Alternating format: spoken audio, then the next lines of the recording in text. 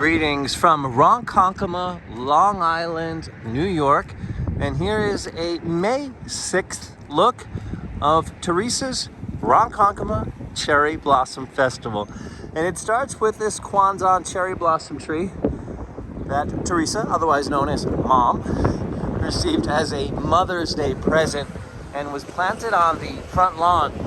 And Mom did not want it so close to the road. She said, it's just a baby. And look at how big the tree has come. If it was planted any closer to the house, it would have been leaning on the roof. And the way the tree is planted, when the Long Island Railroad is going down the road, you can actually see the pink cherry blossoms from the train car.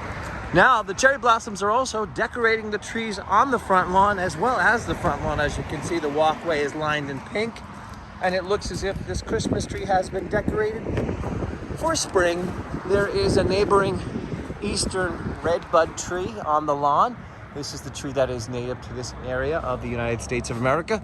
Mom liked the cherry blossom so much, she got another one. She said, let's fill the front lawn with cherry blossoms, and that indeed will be taking place. Here's a look of the second show. When the petals fall, they turn the whole front lawn pink, as well as the driveway, which I consider the second show.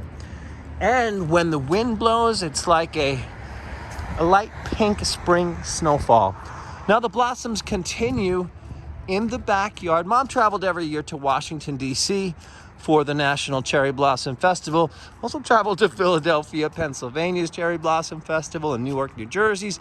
There's a lot of travel. So she thought, what about having my own Cherry Blossom Festival that I can view right outside the window, also to help to figure out when is the right time for blooming. And here's a look of the backyard bridle path. Now, no one rides horses back here, but planting the trees symmetrically was the thought behind that. And again, Mom likes the Kwanzan cherry blossom so much, she bought another one to keep it separate from the path so she can really just enjoy its beauty and see it from outside of the windows.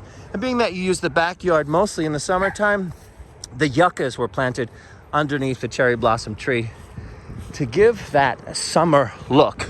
And also a new addition would be to add some summer flowering trees to this pathway. And here is the new planting. It is the pink crepe myrtle. And there's another pink crepe myrtle on this side, which have just been planted to keep the blooming flower pathway colorful in the summer. And here's a close-up of the eastern redbud flowering pair. The matching eastern redbuds right across from each other in slightly different shades. Now, you can actually find the eastern redbud in a reddish color, a little bit less on the purple side. There are different variations to that, so you can also pair up with different colors. And here we went back with the bold pink. The Kwanzan is here. Hanami Sakura flower viewing. Theresa's Ronkonkoma Sakura Matsuri Cherry Blossom Festival has been paired up with the crepe myrtle, which will flower throughout the summer in pink. Now here is the sort of the inspiration for the Cherry Blossom Festival. These are the white Yoshinos, and these are the ones that surround the tidal basin in Washington, D.C., which make up the National Cherry Blossom Festival. And they're really big and they're bright with their white petals at the beginning of the seasons, which you can see those very clearly from inside the house to know spring is here.